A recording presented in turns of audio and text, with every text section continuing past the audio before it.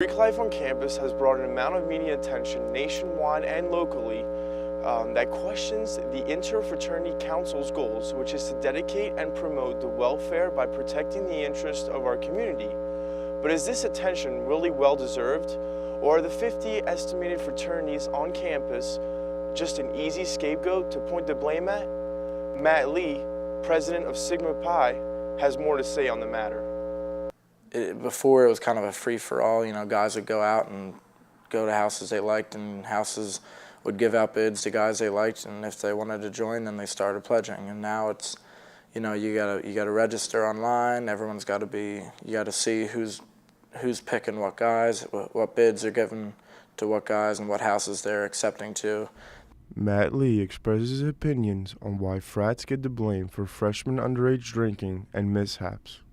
Even though sororities and, you know, even other fraternities that don't have houses, that come to other fraternity houses, even though they're at these fraternity parties and are such a big part of Greek life, you know, most of the responsibility and does have to come down on the people that are having the parties. Bill Reed, IFC Executive Council Vice President from Delta Sigma Pi, expresses his concerns for Greek life at Penn State. 1930s and the 1940s and 1950s, and in this generation it's much more shifted to it's a a drinking club a lot of the time, and that also has given in to the mentality that, well, you have to do what I did to get into this house, and things have progressively gotten worse.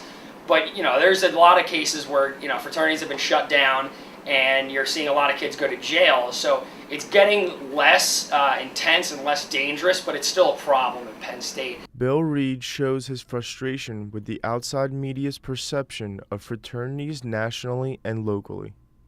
On a local scale, I think they perceive them as kind of the bad guys a lot of the time, and I hate that that's still the fact. It's been that way since I was a freshman.